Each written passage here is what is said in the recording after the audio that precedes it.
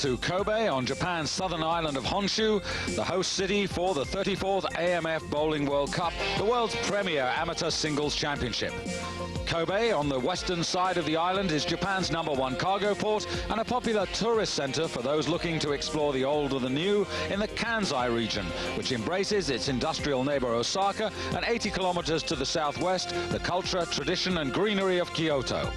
Home for 1.5 million of Japan's 123 million population, structurally, Kobe has largely recovered from the devastation of the Great Hanshin earthquake of 1995, which registered 7.2 on the Richter scale and claimed the old Rokko Bowl, which took its name from the Rokko Mountains, rising 900 meters above the city. From the rubble has risen the $3.5 million Grand Rokko Bowl, the venue for this year's World Cup, with its 72 high-performance lanes occupied for the past 4 days by the national champions from 68 countries who, through the heats, quarters and semi-finals, have been trying to qualify for a place in this year's Stepladder finals. Hello, I'm David Goldstrom, together with tournament director Bernard Gibbons for the second. Now for the men's World Cup finals. Before we concentrate on the first match, a chance to meet all of the 5 men who've made it through to this stage. And this is Fred Allsopp from Sydney in Australia. This his first World Cup experience.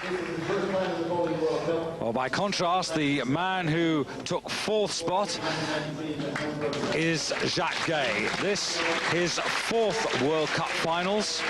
Originally from Quebec, these days home is Calgary in Alberta.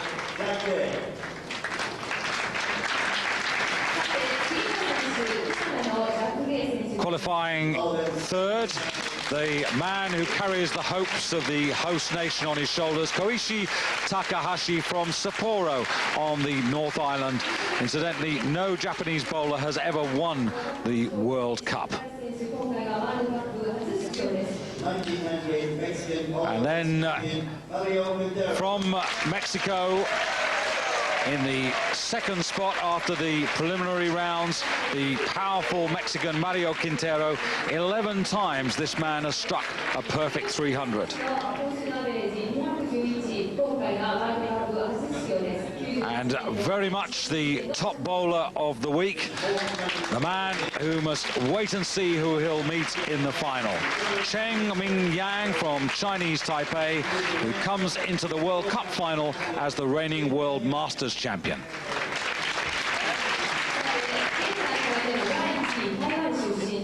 Well, those are the finalists, and these are the points they accumulated in getting to these finals. The totals you see on the right there being the number of pins they knocked down, plus the bonus points they earned. Arguably, though, more interesting are their averages over the past 4 days. There they are. However, none of those count anymore. It's down to 1 10-frame game for each step on the ladder. So time for us now to get on to that first match. Here's Fred Allsopp, left-handed, which means the pocket for him is the gap between the 1 and 2 pins. These his thoughts on the task ahead. All matches are going to be pretty tough, and coming from 5th spot, well, you can't get any tougher than coming from the bottom in some ways, but in other ways it could be easier because you're on the lanes and you're fresh. And if you just have a bit of luck along the way, and who knows, you might be playing the championship match at the end of the day. And from there, it's only 1 game, and anybody can win 1 game. Well, trying to beat him will be Jacques Guay, the first man to roll a perfect 300 in the World Cup. Right-handed, twice he's finished 4th in this competition.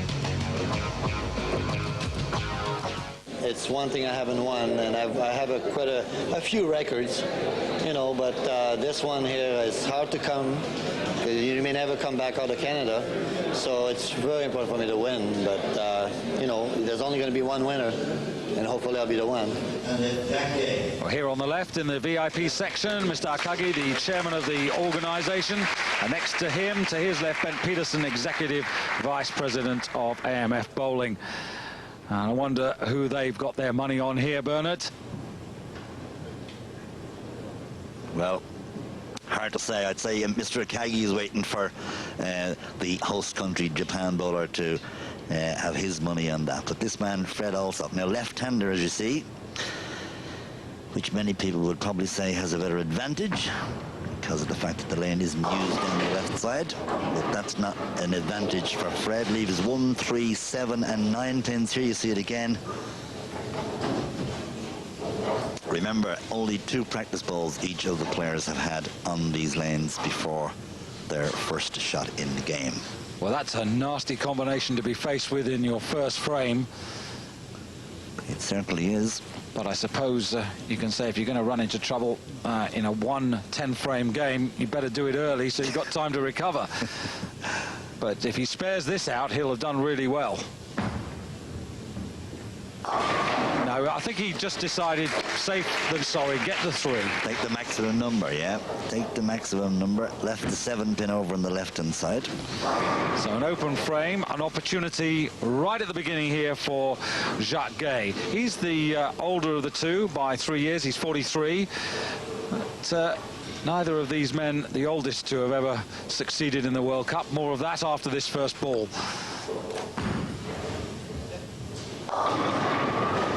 Would you believe it? And he's got a split. 4, 6, 7 he's left. Now, I'll tell you, I mean, Jack has a lot more experience in the World Cup than does Fred, because he's been in the World Cup before and he's been in the Stepladder finals before. But and I'm sure he's left this split before, but this is a real difficulty. Just settle for taking the... Well, I was going to say the 2, but that's a mistake. I mean, he's laughed at himself there, but, you know, even a single pin can count. You can indeed, Jack, but I mean, it really was because it was a 4, 6, 7. Don't forget, it's very difficult to slide it across there, and it's not worth the chance. The single pin could count at the end of the game, so they're both more or less level. In fact, there's 1 pin ahead. Fred is 9, Jack has 8 after the first frame. So here he goes. Second frame, chance to make amends. There you see, totally different. That left-hand lane, the ball actually turned much more left than it did on the right-hand lane, and you could see Jack looking down at the approach, wondering what exactly. Remember, again, they only got 2 practice balls. It's not an awful lot for you to get your line on, but he will very quickly get into operation. No problem. I mentioned earlier the oldest competitor. It was a chap called Remo Fornassari from Italy. 51 he was when he won the World Cup in Kuala Lumpur in 1987. So age no barrier in this game, Bernard. None whatsoever. One of the good things about 10-pin bowling is you can play it from the ages of 4 or 5 up until you're 90. So now Fred, he really needs to boost his confidence here with a good first ball. Looks a little better. Yes, 7-pin. Try to stay on the lane, but here you'll see that it gets a little kick across on the side. Watch it, here it goes. Bing, bing, and over you go. That's it, down. Nice strike. Frame 2 for Fred Allsoop from Australia. Just remember, in the very first game of this Bowling World Cup, Fred Allsoop opened up with a 258, his very first game on these lanes. Well, that was a few days ago. He'd love to have a 258 here today. Okay, he's got a 9 count in the first, he's got a strike in the second, and he's up now for the 3rd frame.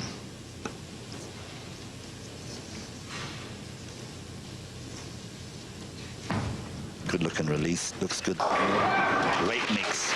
Real good ball down the left-hand side, turned in at the right spot, right into the 1-2 pocket, which it is for him. A great mix on the pins, and here you see it in slow motion. Watch your head nice and still, gets a good arm, gets it followed through, perfectly up, has a look, and look at the result. Mix, and all down.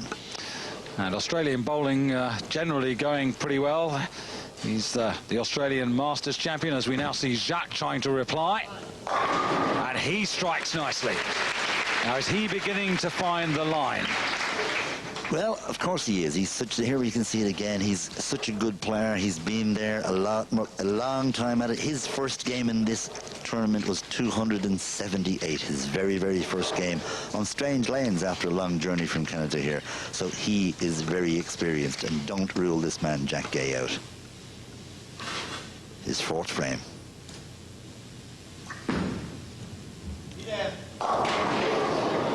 Well, that wasn't part of the script. The 4-6. Now, this is a real difficult, because both pins, one on the left side, one on the right hand side, and opposite each other. I mean, nearly impossible, but it's not. It can be done, but I think Jack will probably take 1.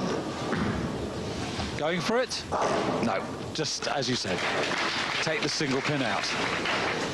Now that's not good. He's had a split in the first frame, he's had a split in the fourth frame, a strike and a spare in the middle, and Fred Allsoop, as you can see, has had an open frame, but he's had a strike in the second and third frame. Very much focused. So here's the man who earns his living as an insurance broker. There are not too many who can devote their entire life to 10-pin bowling.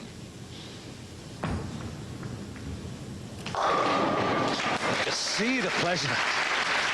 Absolutely magnificent. Real tall man, so he's got great leverage with that left arm, and you can see the way he follows through. Watch it here again. He stands real erect, gets the ball right out on the lane, follows it right through, hand up, gets plenty of lift on it, ball turns in. There we go, 1-2, pocket, and all down again. So that's another good step forward there by the Australian Masters champion. Ball weight, incidentally, 15.5 pounds. And he's been bowling for 25 years. So, in a sense, he's virtually as experienced as Jacques Guay, but the difference is that Jacques has competed at the highest level more often than Fred. That time you'll see he just pulls it left. The ball actually crossed over the head pin and got over to the 1-3 side. He didn't stay out long enough. Probably just needed a little bit more movement and a little faster down the lane, a touch more, and it would have been in the 1-2 pocket. But needs to make no mistake now. The important thing really here is to make sure that he gets a spare. Do not leave an open frame. He's had one. He really must make sure that he doesn't have another. Correct. The 5 and the 8 on the left there, no problem. And you can see that little hand on the heart there. The butterflies are there because this is an unusual format. You don't play this sort of 10-pin bowling game very often. Head-to-head is always very difficult. One game, anything can happen. You know, it's so difficult. Twice this man's finished 4th in the World Cup and 4th in any competition. It's not on the podium. 10-pin left. Yep. And Jack looks down there. It was a very good ball. One can't see. You can see it goes straight into the pocket, into the 1-3 pocket. Just doesn't get a flick across, and the 10-pin stays standing.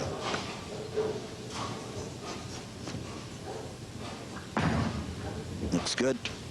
Safely converted. No problem.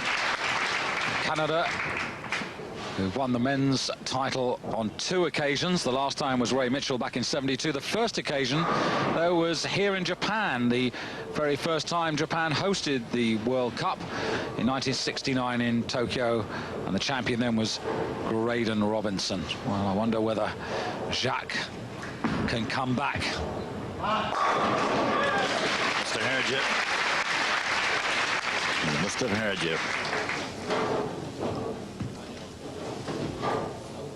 Lovely style, gets the ball well out. See the way he fingers it up, right up through it, lifts it, ball right into the 1-3 pocket.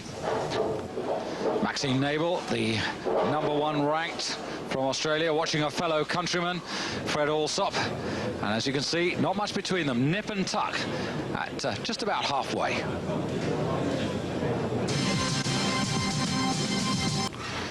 Fred Allsoop in the 6th frame.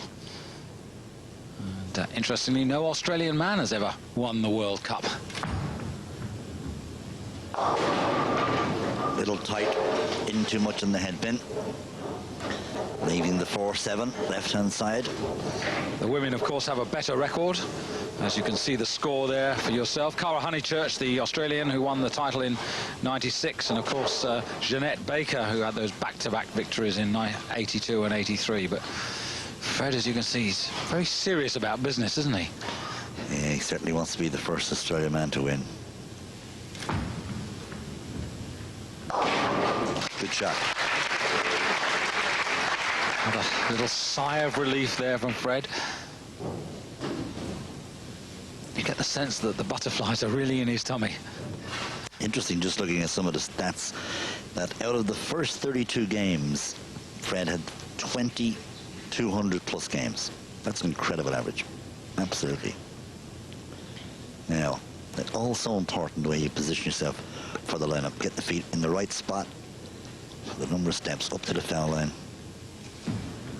Good release there. Got a rookie. It turned too far across, but he got a strike out of it. He'd be happy with that, even though it wasn't in the 1-2 pocket where it's supposed to be, but a strike's a strike. Here you'll see. He gets it, turns it a little bit. Ball comes over too much on the way down the lane. Doesn't stay in the 1-2, crosses over, but what we would call a Brooklyn strike, and it's all 10 pins down. Pressure back on Jacques now. Well, I thought for a second there he's going to get left with a split. Just not, he's not sort of playing as we've seen him play during the week. On the other hand, Jack out of 32 games, he's at 21 plus 200 games, and he's been really bowling well, but I can't help thinking he just has the head down sort of here. Confidently gets the spare, but spares are no good to him. Spares must make strikes because Allsoop has gone open frame in the first, and then he's gone strike in 2, 3, 4, and he hasn't an open frame since, whereas Jack, you can see, has an open frame in the first and the fourth, so he needs to make at least 1, if not 2, 3 strikes in a row to claw back.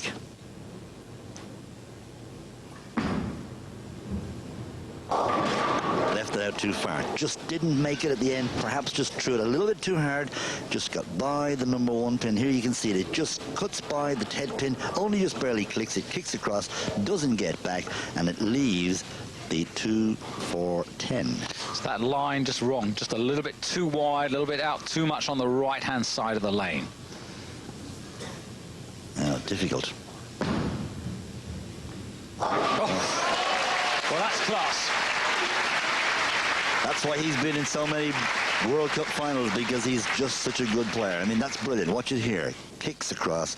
Bingo. 10 pin straight at the head, and spare it is. Escape from jail? Well, we don't know yet, but his head, as you say, is still down. Here's Fred, who his favourite bowler of all time, the US pro bowler, Earl Anthony, someone you know well. I do indeed, yeah. Another top player. Well, that wasn't part of the script. Left the 7 pin there. Anthony, of course, one of the all-time great professional bowlers on the American tour. Now bowling on the seniors tour, I do believe. Now, as long as he takes this away, he's not doing himself any damage. No, he's actually well in control, despite the fact that Jack converted that split. But he can't afford to miss. No problem. And that's a difficult pin, the left-hand side, the 7 pin for a left-hander, but he made it look so simple. Takes it out. And there you see the scoreboard now. 113, 145. Fred, who's had some golden moments, if you go back to 1980. Gold medals at the FIQ Asian Zone Championship. That was a pretty good achievement, even though it was all those years ago, because the standard in Asia is high. Very high. Very, very high. But how dearly does he want to win this? That was absolutely spot on. Got the right line down the lane, got the right speed in the ball, went straight into the 1-2 pocket, and it's a strike in the 9th frame for Fred Alsop. Well, the situation here is that nothing less than strikes home, and then he's going to have a bit of help from Fred. He is. He's gonna have to hope that Fred makes a slip up in the 10th or thereabouts, but he's going to have to go all the way if he's got any chance. That looked a little better, and it is. Now, that's what we've seen from Jack Guay all week. He's been striking so much all week, and to get up to his average of the week of in excess of 200, it's been brilliant. So we're not going to rule him out, because he is a super player. Taking his time. You see the difference, 165, 133. It's not over yet. Well, it's just like their averages. You had Jack on 208.9, Fred on 208.6. So there never was much between the two.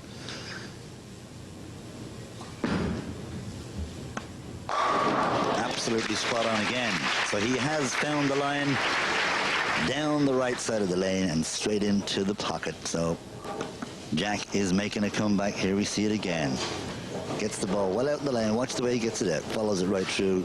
Nice position at the fowler, and there you see beautiful strike. Needs to keep going though. Keep the hand dry too. You see him blowing on there. Here we go. Now focus on the spot. Looks good. Looks good. Oh, yes. Suddenly found the groove, and even Fred knows how good that is. Well, that's the pressure on Fred now, I can tell you. Here we go. So, another strike would give Jack a 193 game posted, and posted is better than having to post, because you then have to get up and follow, and he knows this. Look, the way he's taking his time, he knows another strike here is going to put it all up to Fred Alsop. Again, focus. Get your spot on the lane. Let the ball do the work. Oh, what a shot. 4 in a row to finish. 193 on the board for Jack Guay. It's now up to this man. Well, he's been feeling and showing signs of pressure all the way through, Fred, but he's so close, but he's not there yet. No, see, he keeps looking at that scoreboard. We know what it is. It's 193, Fred, and that means you're going to need a spare or a strike here in order to lock out Jack. He knows it too.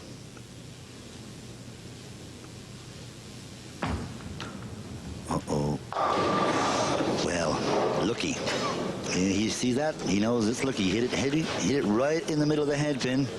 And Jack knows how unlucky he is. Because it could have been a split. That could well have been a split, but it's not. That was perhaps the open frame he was praying for. It's the 6 and the 10 pin. They're together over in the right-hand corner, you see them. And if Fred is going to progress, he needs to get them.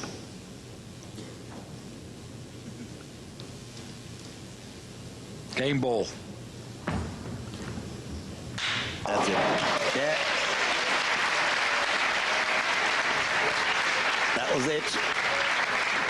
And Jacques, who's finished 4th twice, this time is going to have to be satisfied with finishing 5th in the World Cup. And this, one of his major ambitions, remains unachieved for the Canadian. But for Fred now, he knows that he's made one step on the ladder. Feeling perhaps a little more relaxed, and he gets the strike. And it's Fred Alsop from Sydney who marches on, who incidentally says that if he bowls in a new shirt and bowls poorly, he'll never wear it again. Well, he doesn't need to throw this one away. Here's the thoughts of the two men on this very close game. The first shot wasn't the greatest, but fell into place after that. Still threw a couple of loose shots. The first shot in the 10th wasn't that great either, but I got away with it, so gave me the match. Jack had a bit of trouble early in the game and came back strong, which I thought he would. So even when I think I was 20 in front, I didn't believe that I was still over the line until the last ball. This sudden death stuff's a bit nerve-wracking, isn't it? It certainly is. My heart's pounding 100 miles an hour. But you've made the first step up the ladder now. You've got to go on from here. Next match? Next match, well, I thought to myself yesterday that the hardest one to win would have been the first one, because after that you're more relaxed, you play it on the lane, so hopefully that will come true, and we'll be back again after the next match with another win. No, it's not easy, plus you only have a couple of shots to decide where you're going to play. And I play a little bit too far outside. Once I moved in a little bit, then I started to strike, but it was too late. But I tried to strike out hoping you'd get an open, but it didn't work. So Fred Alsop successfully makes his first step and will now face Japan's Koichi Takahashi. Whoever wins that match will earn a chance to topple the Mexican Mario Quintero for a place in the final. For now, though, from Bernard Gibbons and myself, David Goldstrom, thanks for your company. Bye-bye from Kobe. Well, here's Australia's Fred Alsop for his second stepladder match, having already overcome Canada's Jacques Guay to move one place closer to the top. He now faces the home favourite Koichi Takahashi, the champion of Japan, The winner of this match to face Mexico's Mario Quintero for a place in the men's final against the week's top bowler, Cheng-Ming of Taipei. Well, before they start, a check on the form guide. You can see here Koichi Takahashi in third place, 148 more points than Fred, and also you'll see in a moment a better average, 211.5 against the Australians' 208.6. However, in this 10-frame game format, these statistics are nothing more than a guide to each man's present form. From Sydney, Fred, the Australian Masters champion, is left-handed, which means for him the pocket is between pins 1 and 2. Does he think he can keep up the good work? I thought to myself yesterday that the hardest one to win would have been the first one, because after that you're more relaxed, you play it on the lane, so hopefully that will come true and we'll be back again after the next match with another win. 9 times Koichi, who incidentally is also left-handed, has delivered 12 straight strikes to achieve the perfect 300 score. This is how he's been preparing for the World Cup. 毎日、フランチャイズのセンターへ行って、だいたい5ゲームぐらいですか、練習して、であと実際にこの会場に2度ほど来て、練習させてもらいました。で私の住んでいるところはここから飛行機で2時間ぐらいの遠いところなもんですから、まあそんだけ意気込みは、あったということです。 Well, this rather abstract-looking diagram tells you, in fact, how much oil conditioner has been laid down the 60-foot lanes and its location. What it's really telling us on the high point is that it's in the centre. Now, the bowlers, of course, they won't have this graph. All they've got are a couple of practice balls to find out exactly where that heavy oil is. Anyway, enough of that. Let's get on with the play, and it's going to be the Australian Fred Allsopp to start. In effect, Koichi's put him in because he had the choice of lanes originally. Correct. That's it. Koichi decided he'd start on the right lane, and he put Fred Allsopp up on the left lane to start with. So he has first to throw, and very important, get off with a strike.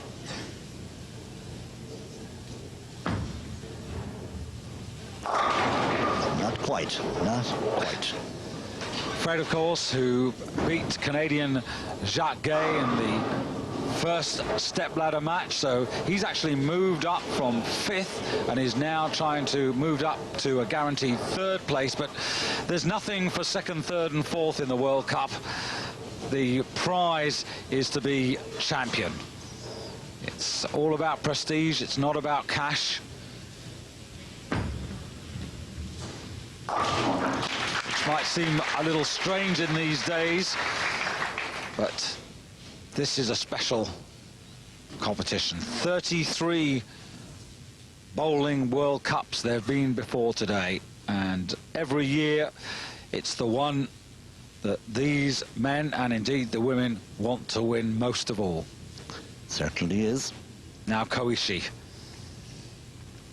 Terrific week to qualify here. He's really set the Japanese bowling scene alight, and that's a great start.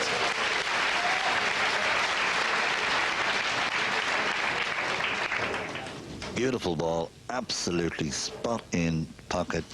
See the little 7-pin over the right hand side, just gets a little knock, falls down. Now, you will of course notice that both of these players are left-handed players, so one could actually lean off the other, and that might have been what Koichi was thinking when he put Fred Allsopp in first to bowl, so he could have a look and see what way his ball was reacting going down the lane.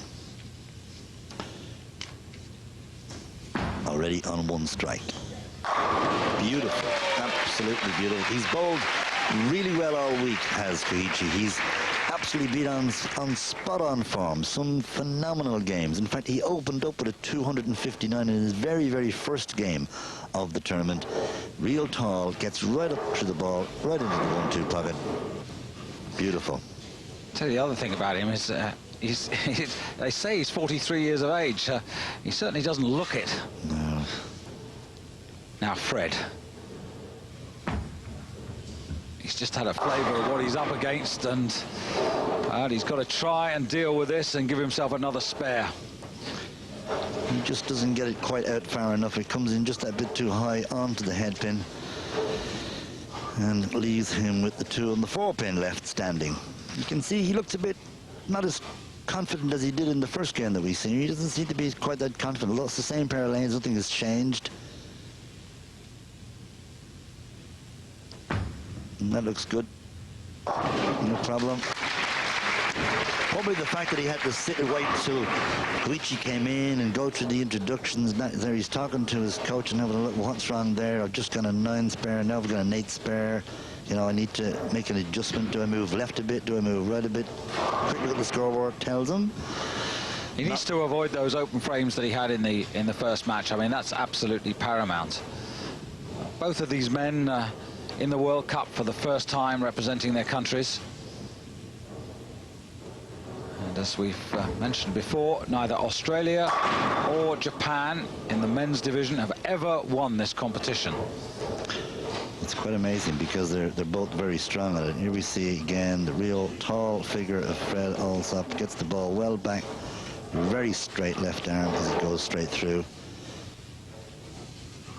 Again, him also wearing one of those wristbands on the wrist to keep it straight.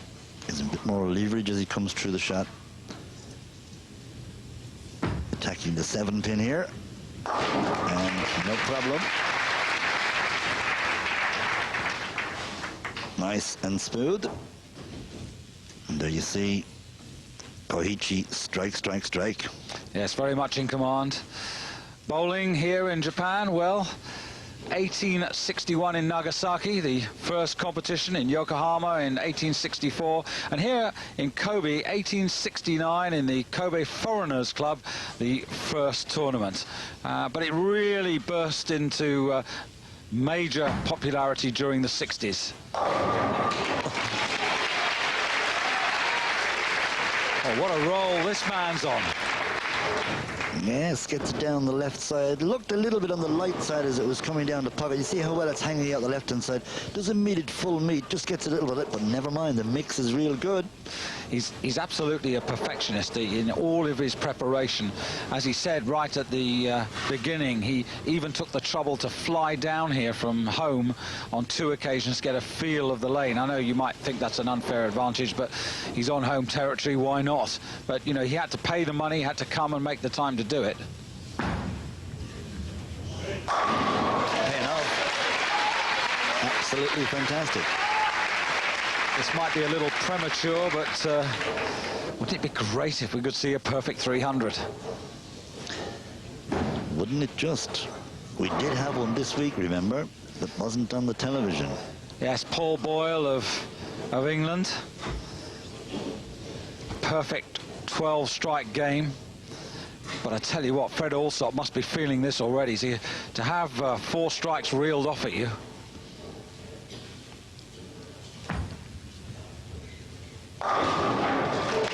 Well, that's the comeback that he needs. He needs a few more of those now, but Wasn't exactly what he was looking for. Again, it goes down the side, but you'll see here that it takes a turn too fast. It starts biting too quick. Passes over the right-hand side of the headpin, but it's a strike. And that's what's going to go on the score sheet. He'd prefer it if it was in the left-hand pocket. Right, 5th frame for him. You can see the 4 strikes from Takahashi. 9 spare, 8 spare, 9 spare, and a strike. So ideally, Fred looking for another strike to match the one he has in the 4th. Well, that's pretty cruel. We call that the big 4, which is the 4-6 and the 7-10, and you can see why. It's straight through the middle of the headpin, and they were never even touched. I've seen this picked up before, but I wouldn't bank on it being happening here. But however, we'd like to see it happen. Yeah, he could do with this to keep himself there, but he takes the 4 and 7. It didn't kick across, and he's up against it now because 4 frames gone for Koichi Takahashi, but he's not made a mistake. All 4 are strikes. Well, can he keep it going? Frame 5 for Koichi.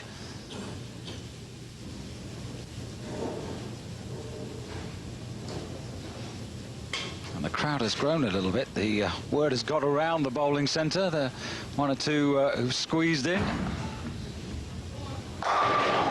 that is 5 out of 5.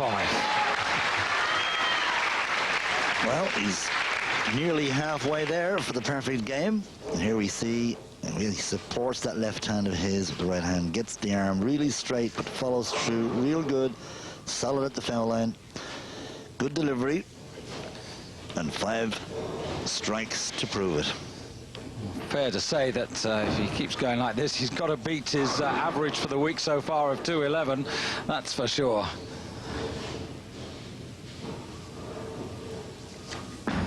Once again, it looks good. We see this from behind. Oh, absolutely, yes. 6 out of 6. A pause for Fred to get back in, but Fred must just be wondering what's happening. Certainly not easy to be sitting there and to have somebody just throw 6 strikes at you. I mean, oh my. Oh dear. Well now, Fred, he's coming off that 6-2 where he left the big 4. He has to get focused, and he's got to stay with him if he can. Yeah, good boy.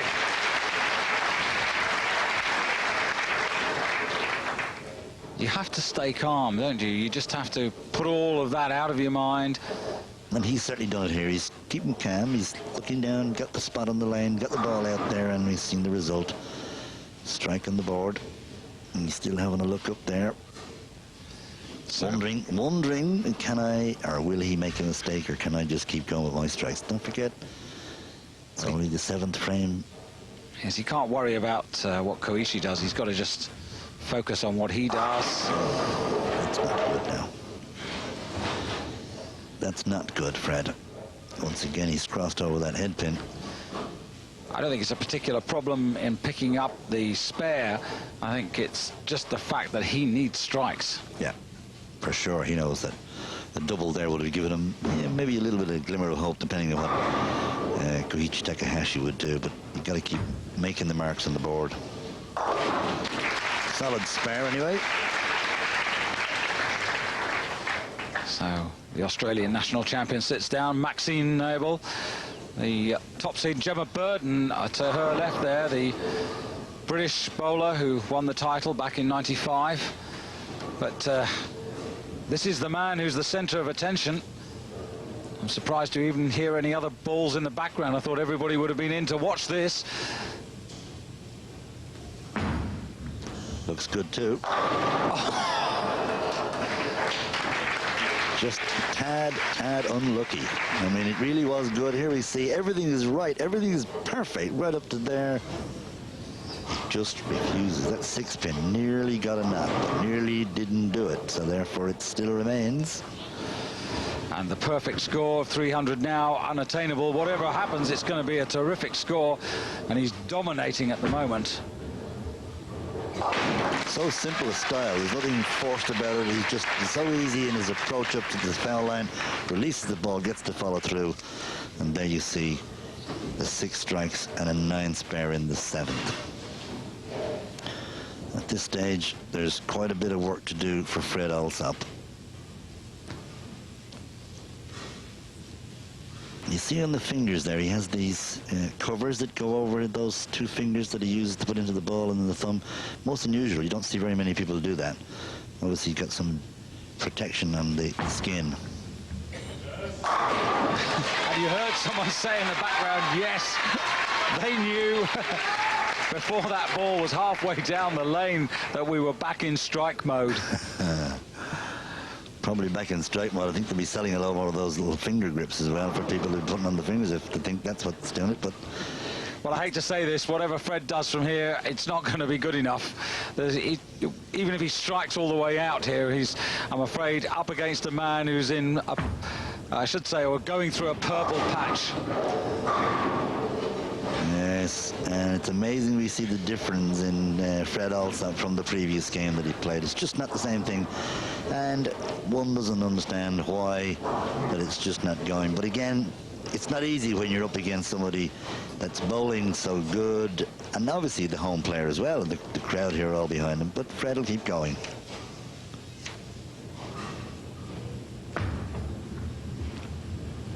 Yes. Oh, I was going to say, yes, he's got the two, but... He didn't like it from the very beginning because he actually came to a halt at the foul line and stuck, so he didn't get the follow through properly all the way up through it. But it doesn't make much difference at this stage, as you already said. He is a long way adrift, but he would like to go out on a high note, and he doesn't want to go out looking as bad. I mean, he came in the last game, he did a real good game when he beat Jack Gay to 205. He doesn't want to be too far adrift from that. 9th frame. That's better. That's better. Yes, you can see. Nice flowing motion down there. Got the ball out. Here it goes. Stays out far enough. Takes the break in on the dry part of the lane down there. Moves in. 1-2 pocket. And a strike. So Koichi started bowling second, of course. He put Fred in, so he's going to be first to finish. It's a little like being allowed to putt out to take the championship in this case. Thank you very much. It's like shelling peas, they say. Absolutely superb. Nice little scoreboard to see. Only if you're looking at it from where Takahashi is, not from where Fred Alsop is. And you can see there's Fred and the coach. They know at this stage that they've conceded. Very close, actually, to the all-time stepladder high of 278. That was Mohammed Khalifa of the UAE, the United Arab Emirates, who did that in Mexico 4 years ago. He's not going to be that far away if he keeps this going. He's on target for it right now. And so often in the stepladder finals, nerves play such a large part. We don't get the high scores. So this is great bowling. Absolutely. And considering that he's the home player on home TV and in the crowd, all of the home people watching him as well. I'll tell you, and Mr. Akagi in the VIP stand, the chairman of the organising committee, just sitting behind him there. He's got a broad smile on his face every time this man bowls. And another one. Well, this is absolutely extraordinary.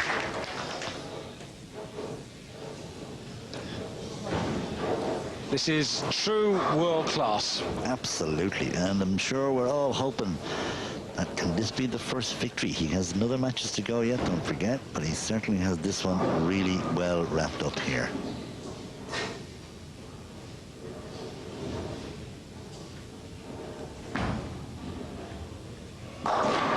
What a pity. What a pity. Finishes with a 7 for 276. And that is just too short of the all-time high score in the stepladder finals. But a terrific effort. Magnificent game. Absolutely magnificent. Not a lot that Fred Alsop could do. I mean, it's awful that he has to stand up here now and finish out, but that's it. And once again, he will make sure that he goes through his set-up program.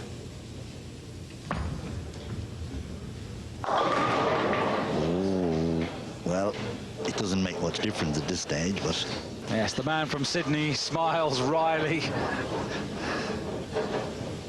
Not a very nice little spare to have to convert down the end of the lane there, but when you don't need it, it's not bad. It's a question of if you did need it, it would be an awful lot different.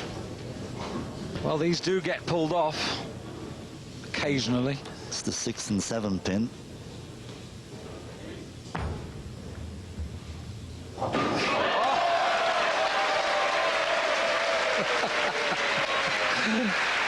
Well, I wouldn't bank if he didn't needed that now, would he have done it? That's the question that has to be answered. But watch it, look, he certainly went for it, you have to say that, because the way you release it down, he has to go right of the pin. Does it look right across? Beautiful.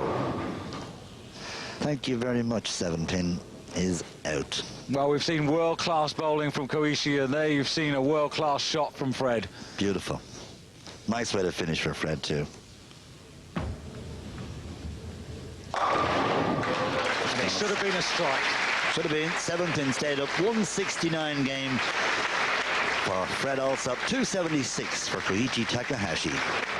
107 pins, the margin of victory for Koichi. He takes the next step up the ladder. These are the thoughts of the two men. What can they say? What could I do? I didn't play that great a game, but I don't think it would have mattered what I threw. It was just unstoppable. 予選の時からフレッドと一緒に予選を投げていたんで、ぜひ決勝で投げたくて、その希望が叶って、でましてこういう素晴らしいゲームができて、とっても満足しております。 So Koichi Takahashi of Japan now takes on Mario Quintero of Mexico for a place in the final against Cheng-Ming. Before that, of course, it's the women's stepladder final. The next stage, Charlene Zulkifli of Malaysia versus Sufen Seng of Taipei, the defending final. The next stage, Charlene Zulkifli of Malaysia versus Sufen Seng of Taipei, the defending champion, for a place in their final against Maxine Nabel of Australia. For now, though, from Bernard Gibbons and myself, David Goldstrom, thanks for your company. Bye-bye from Kobe.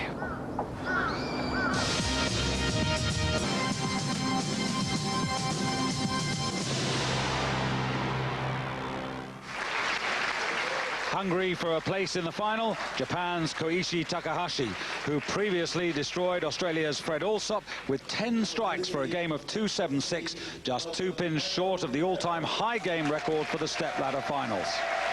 Out to deny him, the tall and physically powerful Mexican Mario Quintero from Mexico City, host city of the 1983 World Cup.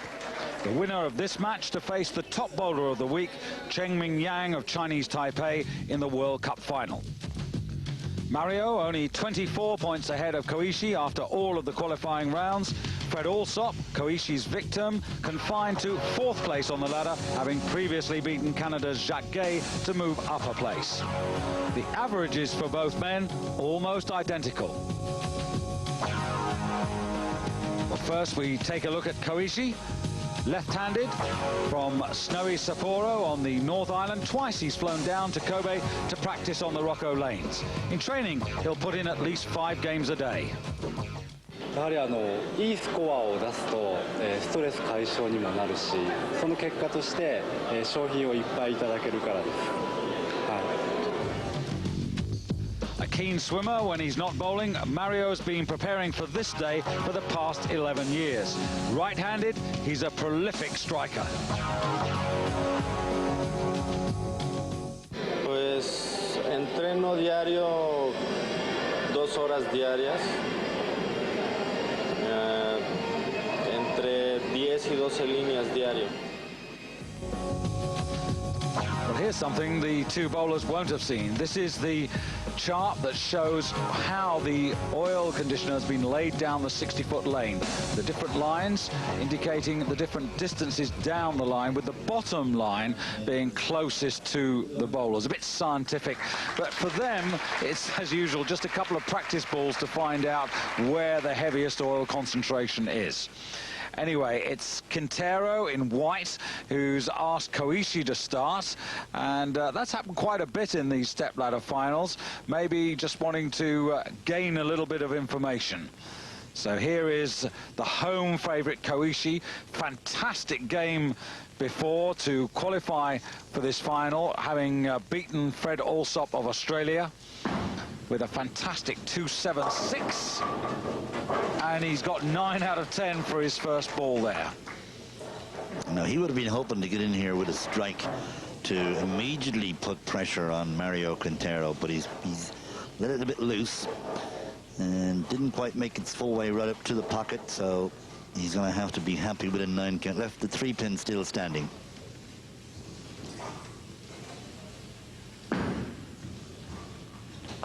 Safe spare. You've got to remember as well as there's techniques in doing this, like Mario probably put him in first there by saying, right, well, he only has 1 frame because now I have 2 frames, and if I could start out with 2 strikes, even if he has 1, I'm still slightly ahead. So the psychological effect there is probably what Mario was thinking about. Now, the thing that's impressed me about this man all week is his power. It isn't brute force without skill, but it is an awful lot of force. Boom. Tremendous amount of revolutions he gets in the ball. If you watch when he throws the ball, how well he comes up through it, you can hear the fingers coming out of the ball. Watch this here again. He actually gives it lots of revolutions. Watch this. There you see it, right up through it. Tremendous amount of twist on the ball. And when it hits the pins, look at the reaction of those pins. They don't stand a chance. Yeah, he's 28 years of age, and he's quite a tall guy as well, 1.86 m. He's certainly a favourite here too among the crowd in this big bowling centre. Again, lots of spin on it. Wow, see the way that dived in there now. 2-4-10 he's left. Not the ideal. Watch it, just didn't kick in quick enough. See, there's the 2, the 4, and the 10 pin on the left-hand side. Not ideal. He would have liked another strike there, ideally, obviously. Koichi will have taken that in. Mexico, the country that's hosted the World Cup more than any other, 4 times in the past 34 editions. Well, that just gave you an idea of the force of that ball.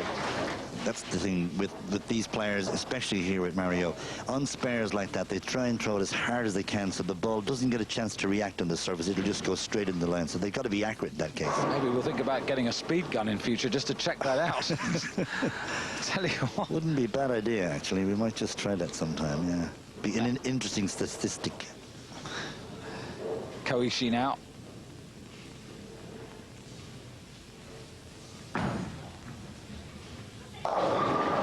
Ten-pin, left standing.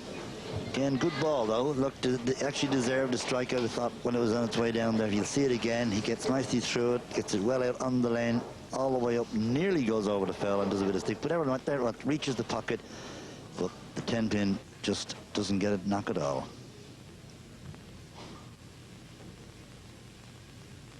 What we would consider an easy spare for left-hander, and he takes it away, no problem. Did have a little trouble at the foul line. Even with that spare there, he seemed to stick when he was at the foul line. It could be from perspiration falling off the brow, because the one thing you don't need is water in your shoes. You need to be able to slide to that foul line as you're going out to deliver the ball. So Koichi recovering by making sure that he gets the spares, and also with the open frame that Quintero has left. So the support. Very close. Long way to go, though. That looks good. 7-pin refuses to fall this time. Again, another good shot. So I mean, he's still sighted in. He's still in the right area. He's perfectly good there. 7-pin just doesn't fall, but nevertheless, it's a good ball. It's interesting. Chatting to him, he said one of his ambitions is to always be sound in both body and mind, so that he can bowl as well as he can. Oh, a few people, including me, thought that was going to go on there. Well, I stopped that. I stopped there. The rest of his quotation was, however old I might get. Well, he just put a few years on himself and me there. Certainly did. Now, Mario Quintero, Mexico, 3rd frame.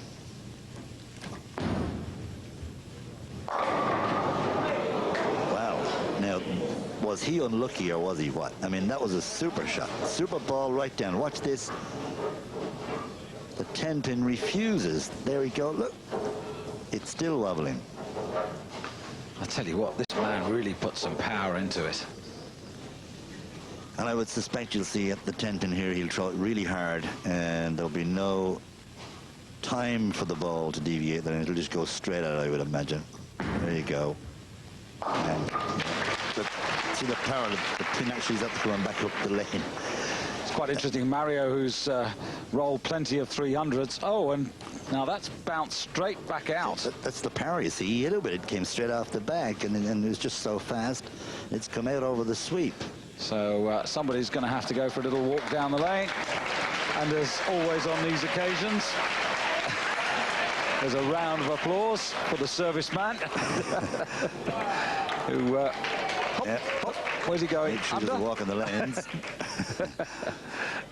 So a little bit of a distraction. You've got to not get distracted by things like that. Now here's Mario. I was about to say he's rolled plenty of 300s in his career. Little sleeper, as they call it, one behind the other, which in this case is the 2 and the 8 pin. What's interesting about Mario, of course, in this tournament, there's no money prize. It's totally the pride of winning this historical tournament. But, of course, it opens many doors. But when he rolled a 300 last year, he won a car. Wow.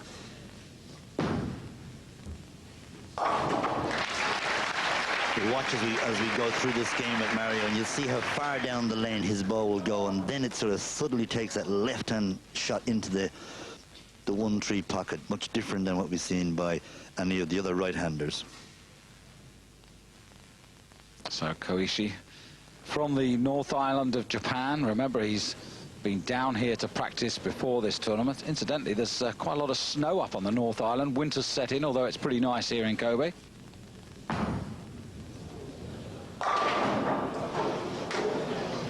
Nope, too far out, didn't come back. Could be that there's just a little bit too much oil down that side. Here you see it, there it is, hanging left. It's not actually whipping into that 1-2 pocket as it should do. Totally misses the head pin altogether and leaves that whole line down the side. Where does he need to put this ball to wipe off this fall? Well, he's got to make sure that he takes the head pin and just right of the head pin. He just can't afford to go left because he will chop it, so he's got to go right of the head pin and down the side. See, he hit it too much on the head pin, therefore he left the 10 pin standing. Needed to be more right as it went down. Here again you see, the ball should be more left of that head pin as you see it. Doesn't make it, slips past, leaves 10 pin. Open frame, early days, but that a really potentially costly mistake. Definitely, you know, definitely because he had the advantage, because Quintero has already opened and he hadn't opened up to that point.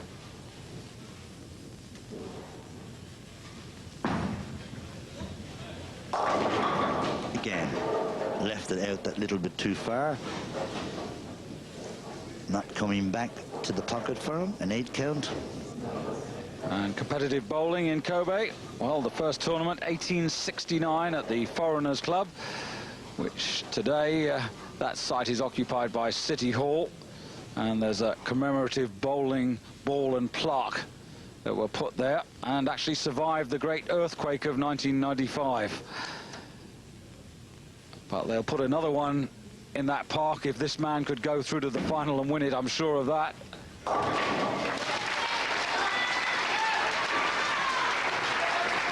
Safe spare.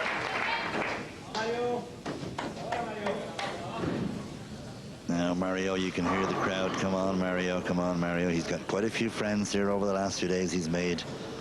And these two men in the round robin, effectively the semi-finals, very little between them on the averages. 211.4 to Quintero, 211.5 to Koichi. There's something about that 10 pin. You have a fix about that 10 pin. Just not carrying.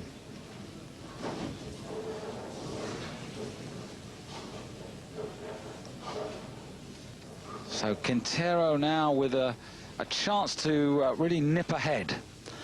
Yes, just to take that single pin out there, he'll just gain a slight advantage over Takahashi.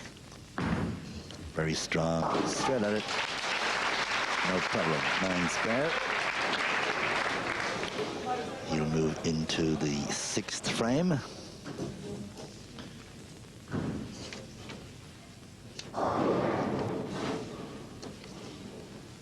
Hometown is Mexico City. Of course, his ambition to emulate Alfonso Rodriguez, the Mexican who won this title back in 1985 in Seoul.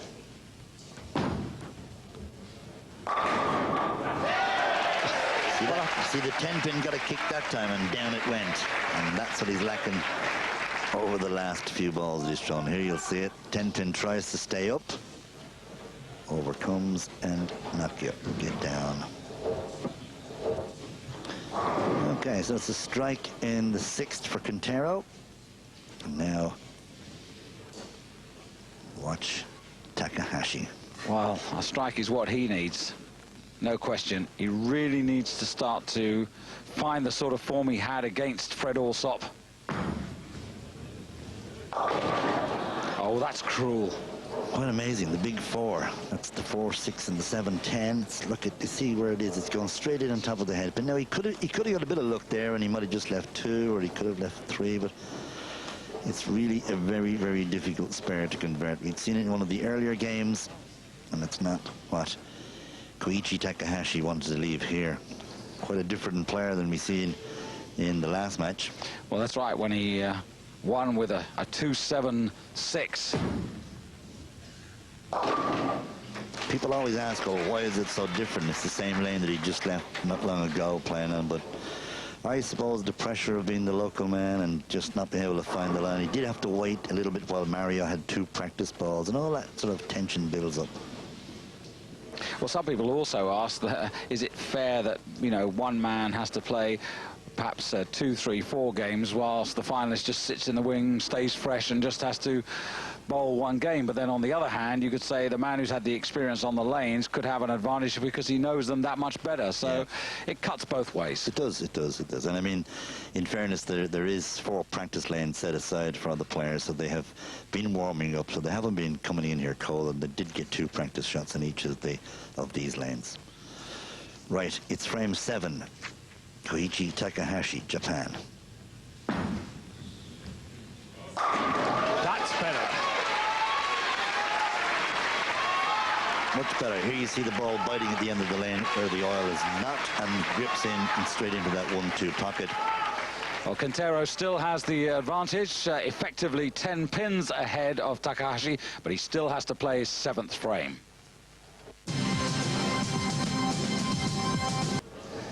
Well, neither of these men have yet shown the prolific striking that they're both capable of. Mario here, well, he's notched up a perfect 311 times. And Koichi, well, 9 times in his career. It would be great to see these 2 men find their form. Well, that's not Mario Quintero's form. Yes, and that's not easy. No, definitely not easy. That's the 1-2-4-6-10. And we'll see here that when he throws the ball, he puts it down the right side of the lane. Now, probably a little bit on the hard side, but it's not gripping quick enough. So there you see it passes out, misses the head pin, leaves the 1-2-4-6-10.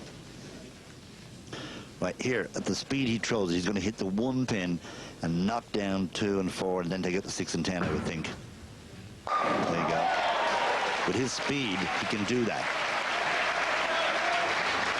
Well, that was just amazing. Watch it again. I'll tell you what, even in slow motion, it's quick. Yeah, that was, I mean, you could take it the other way as well, and off the head pin, but he chose the right way with his speed. Don't often see 5 and a spare. Now, that time it's gripped sooner. See again, it took the grip down the lane and got right into the 1-3 pocket. That keeps things very, very close indeed. That 5 spare, incidentally, was very important to him. Here you see now where the ball is gripping down on the dry end of the lane, turning in. Beautiful shot that, and a very nice strike.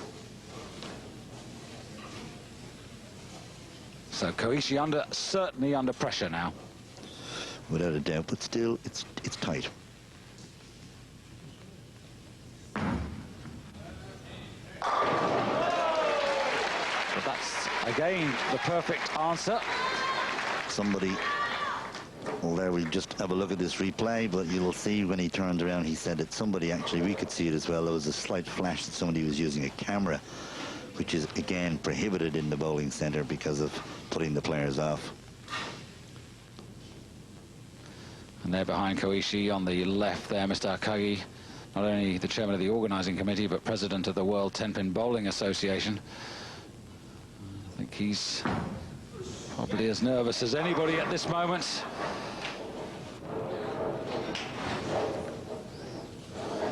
It's a spare without too much fuss, but what he really wants is a strike.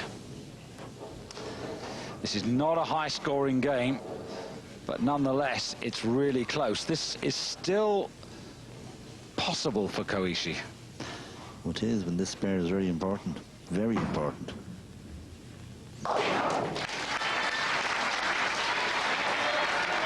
Ideally a strike there, because he was on a strike on 7 and 8, so another one in there would have done him a lot more good than that spare. However, back to Mexican power. You see the difference. Only 10 pins after 7 frames, and then the 2 strikes, the 8 for both of them.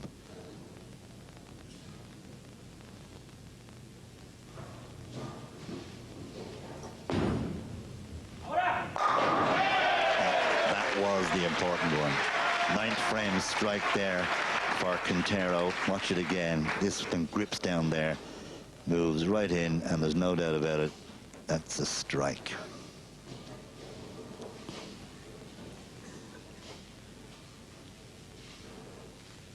So it'll be Quintero to finish out frame 10.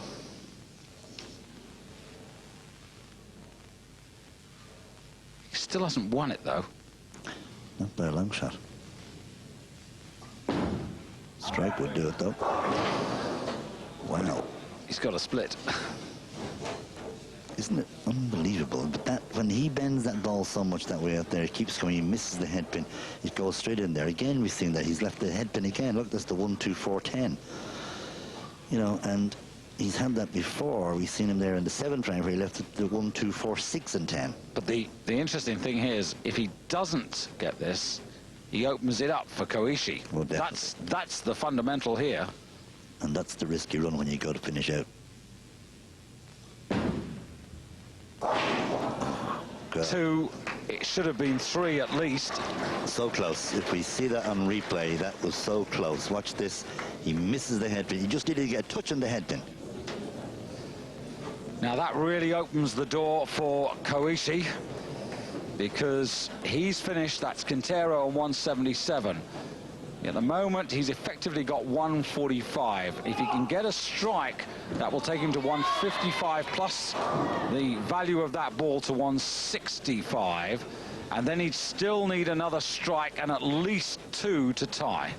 Bit complicated, but the order of the day is this has to be a strike. Anything less, and it's all over. Correct.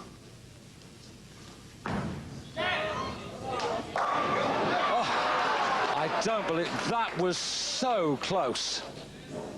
Really, really, really. I mean, if that 7-pin had gone down, he would have had the strike that would have given him the possibility. Exactly. He just needed one more after that. But now it's a clean-up operation.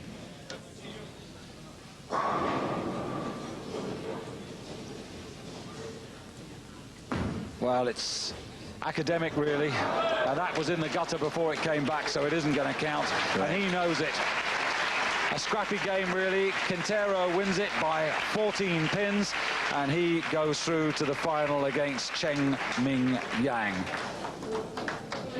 最後10点フレームでダブルが来れば勝てるという状況までいって、自信のあった投球だったんですけれども、まあ隙もなくて、来なかったということで、そのスペアをミスしたのはすごい今反省してるんですけれども、この大会ずっと予選から精一杯やって、結果には非常に満足しております。Pues sí, yo creo que ya tengo un poco más de confianza y espero hacer mejor las cosas para lograr el campeonato. So now Cheng-Ming Yang of Taipei knows who he's going to meet in the final. Taipei versus Mexico. And it could be a Taipei double because, of course, Su Fen Tseng of Taipei will face Maxine Nabel of Australia in the women's stepladder final. For now, though, it's time for us to take our leave from Kobe, from Bernard Gibbons and myself, David Goldstrom. Once again, thanks for your company. See you for the finals. Welcome to Japan and Kobe City for the 34th AMF Bowling World Cup, the world's premier amateur singles championship. On the western side of Honshu, Japan's big island, Kobe is the nation's busiest cargo port and a popular tourist center, with seemingly not a millimeter of space remaining as you look down on the city center. 30 kilometers from neighboring Osaka and 3 hours from Tokyo on the Shinkansen bullet train, 3 years ago, the lives of its 1.5 million residents were turned upside down in a split second. At 5:46 on the morning of the 17th of January 1995, an earthquake that registered 7.2 on the Richter scale leveled buildings and claimed thousands of lives. It was like being in a washing machine being thrown 4 meters sideways and up and down at the same time. That was how Mr. Shikoyagi, the owner of the devastated Rokko bowling center, described his own experience. Today, after a massive rebuilding program, including the brand new $3.5 million Grand Rokko Bowl, you have to look hard to find signs of that terrifying morning. Inside, 72 AMF high-performance synthetic lanes, giant 60-inch color computer screens, and the world's fastest electronic pin spotters. Truly state-of-the-art facilities for the national champions from 68 countries who, for the past 4 days, have been trying to qualify for one of the 5 places in this year's Stepladder finals. Hello, I'm David Goldstrom, together with tournament director Bernard Gibbons. Coming up, the men's final. But first, back to the present. Mario, a keen swimmer when he's not bowling, right-handed. He's been preparing for this day for the past 11 years. 11 times, he's struck a perfect 300. Pues sí, yo creo que ya tengo un poco más de confianza y espero hacer mejor las cosas para lograr el campeonato. Twice before, in 1991 and 92, 38-year-old Cheng-Ming finished 4th in the World Cup. Now the reigning World Masters champion has the chance to complete a rare double. This is how he's been preparing. 我差不多在早晨或者是傍晚的时候打球的。每一天几个小时？几个小时？差不多平均有2-3个小时。 Well, here's a clue the finalists don't get. This is the graph that shows how much and where the oil conditioner is laid down on the lane. The bottom line being closest to the bowlers, the other two further down the 60-foot lane. All they have, of course, is just a couple of balls to test out where the oil is at its thickest and to find that line. Well, it's the man in #1 position who's chosen to go first, and that, of course, is Cheng-Ming, the spinner. Again, 2 different styles. This is the man with the lighter ball.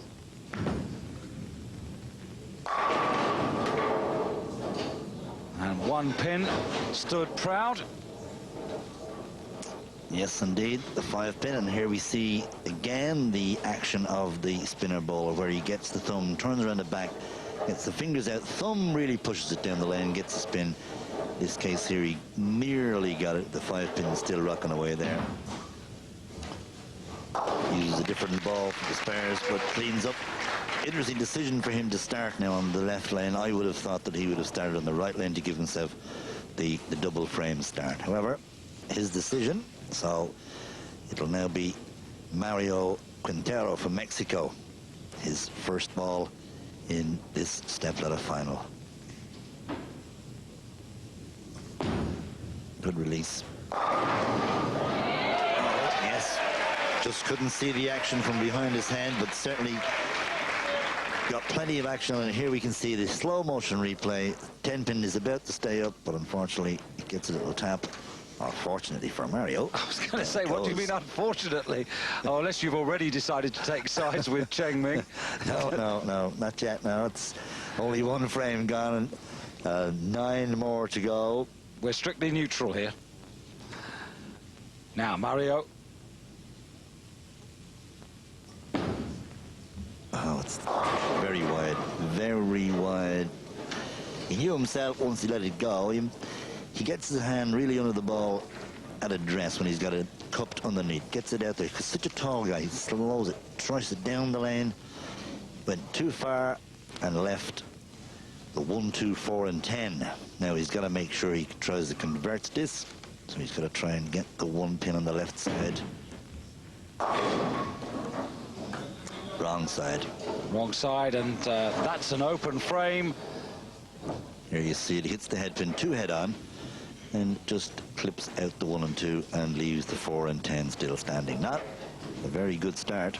No, it's not a very good start, and of course he has the ambition to emulate Alfonso Rodriguez, the last man to win this prestigious event for Mexico back in 1985 in Seoul. And Cheng here, well, he's trying to follow in the footsteps of Yu Tien-Chu. And he won it in 1983, ironically in Mexico City, 15 years ago. And we get a chance to see the slow-mo. You see the way the wrist comes out of the ball, spinning it down, gets it onto the 1-3 pocket. Lots of action. This man who only took up the sport at the age of 29, 9 years ago, But he's already gained the World Masters title, which he holds currently. And I can't think of anybody who's ever won the two at the same time. And he hits another strike. Very consistent all week long. He has been very consistent. Again, a good opportunity close up here to watch the way the wrist, watch the way it turns around. You see that fingers come out that way down the lane, and the ball has plenty of power. Quintero. And again. Talk about going off the boil. That's just what's happened to Mario. He shakes his head, he's wondering. And so is everybody here wondering, because he's been certainly a big favorite with all the crowd here. 3, 4, 6, 7, 10 pins left is half of what's supposed to be there.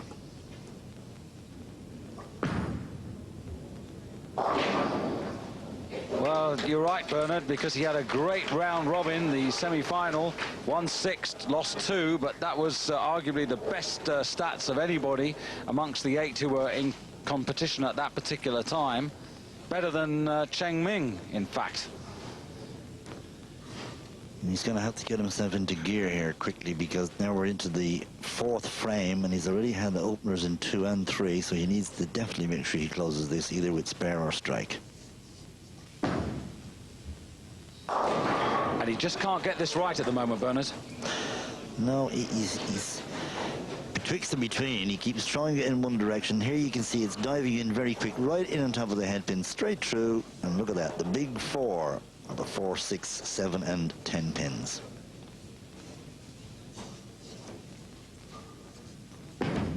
Definitely must take 2. He had a little try for the flick across, but definitely made sure of 2 anyway. Not a great start. Well, he's done so well to get this far in his first World Cup final. On the other hand, Cheng-Ming coming up, well, he's knocked on the door before. 4th time in the Bowling World Cup. He was 4th in Beijing in China in 1991, and again 4th in France in Le Mans in 1992. Well, whatever happens, he's of course guaranteed to finish higher than that position. But there's only one real prize here, and that's the winner. There's nothing for second. Well, just the trophy, but the main prize. Now, the 2-7 little baby split, left-hand side. No bother to Cheng-Ming. And that puts him in quite a good commanding lead now in this final match. It's that Masters tournament that he won back in 1995, the FIQ World Championships in Reno, held quadrennially. So that's how he still holds on to that title. This, of course, is an annual competition. Well, not so good that time. Got a little bit of a deflection, leaves the 2-4-8. And as you just rightly said, his 4th time in the World Cup, and it just shows you the standard. He's been 4 times in the Stepladder as well, which is an amazing feat in itself. Now, needs to hit it straight on. Oops, nope. And did that sleep and stay? It did. Left the 8 pin, I'm afraid.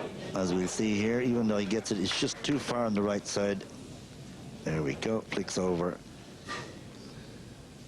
And leaves the 8 pin. Well, what would Mario give for a strike now? Well, he's got it, but perhaps what I should have said, Bernard, is that he actually needs a run of strikes. He certainly does, but a lovely ball this time. Got it in the right spot on the lane and right into the pocket. Gives him striking the 5th. But he certainly needs to back that up with a couple more, or more than a couple more.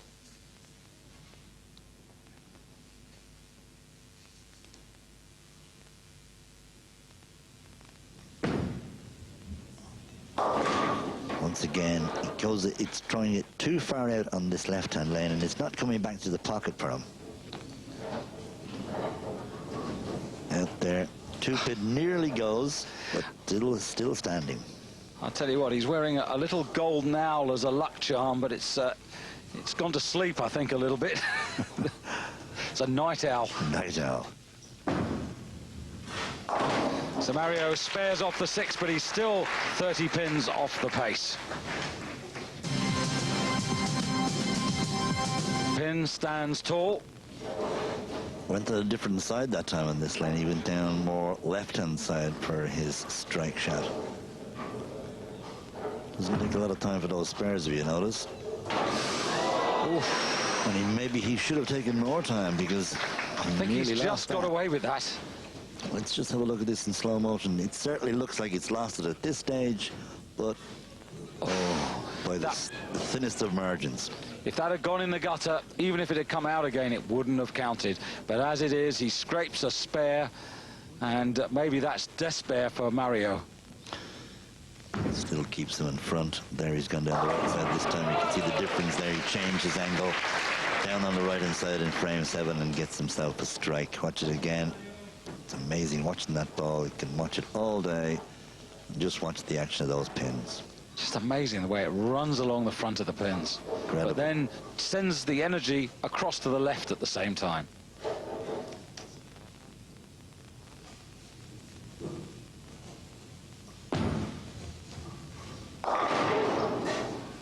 No, once again, puts it down. He's so much revolutions on the ball. He's so tall and he's so strong that he puts the ball in the lane, and it's working when it hits the. As soon as it hits the pins, it's working, but as soon as it hits the lane, it's also gripping. And he's left himself the 3, 6, and 10 over there on the right-hand side. And again, be careful. With his luck, this is missable. And that looks better. So he cut it down and came back. Safe as a house, as the fellow would say. He's still 30-odd pins adrift.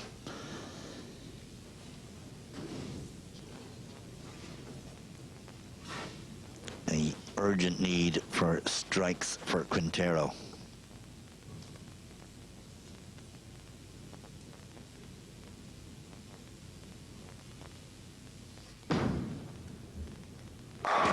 Yes. Very good shot, that deep into the pocket. Plenty of power when it hit there. Watch the action off this, and the ball just gets itself dug in there. 10-pin tries to stay. No chance. Yes, he really is a power player, and when he's on song, he's magnificent to watch. Really hurtles that 16-pound ball down the lane. And there's no chance that Cheng-Ming would throw a 16-pound ball the way that they release it.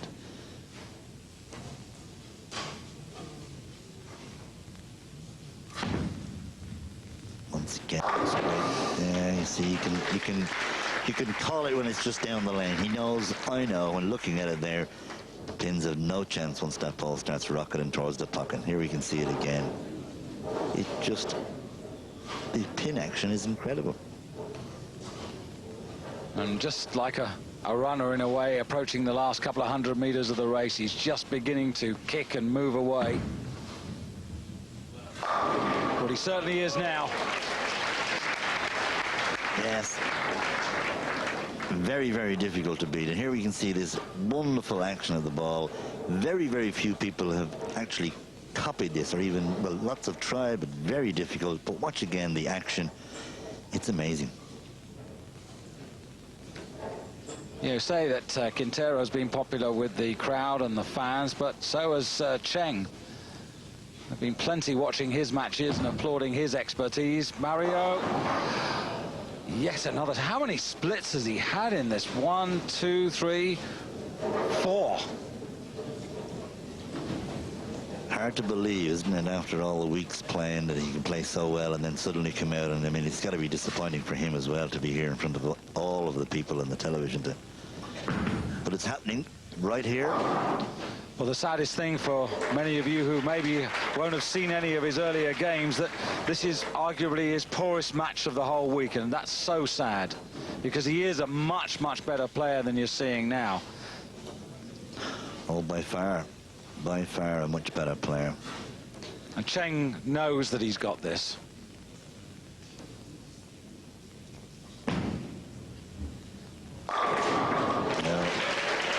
As I say, a strike too late. But it's also a matter of being consistent. You can't afford open frames, and you've got to make sure that if you can't get strikes, that you do get those spares.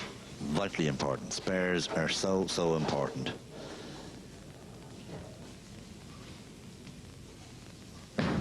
His 11th frame. And look at that. I mean, but he doesn't need them, they're coming. The pressure's off, he knows it's gone, he suddenly relaxes and the strikes flow.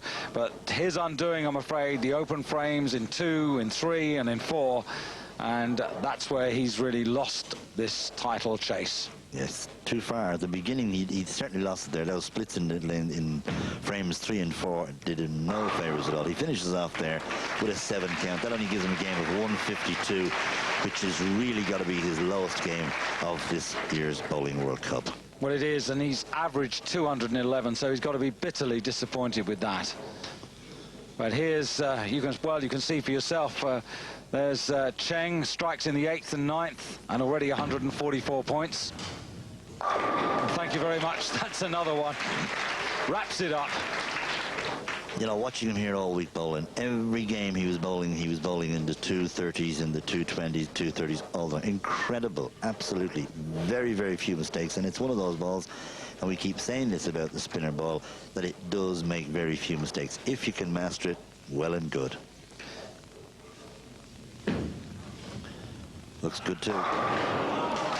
Absolutely amazing. He's not going to finish anywhere near the highest ever stepladder high of 278, but as you said, Bernard, it's this consistency of putting in 230s game after game that's got him there. And it's also, don't forget the number of practice games he plays as well. Don't forget this is his 4th time in the World Cup and his 4th stepladder final. And a strike here would give him a 244. He leaves the 5 pin, so that gives him a game of 233. 81 pins, the margin of victory. A disappointing performance by Mario, but take nothing away from this man. He really does deserve the World Cup title, and in a moment, the presentation he's been waiting for, not just this week, but for many, many years. And here he is with the World Cup, presented to him by Mr. Akagi, the president of the World 10-Pin Bowling Association and the chairman of the organising committee. For the record, these are the final positions. And these are the thoughts of Cheng-Ming Yang.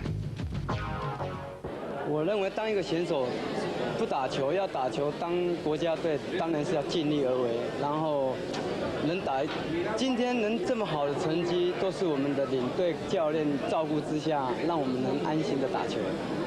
所以说这次能有这种成绩，都是大家的功劳。谢谢。Many congratulations. Pues sí, para eso me había preparado para tener una buena actuación aquí y la tuve. Yo pensé que podía ganar, pero pues no se pudo y estoy contento con mi segundo lugar, pero me hubiera gustado. Cheng-Ming Yang and Maxine Nabel, 2 fine champions.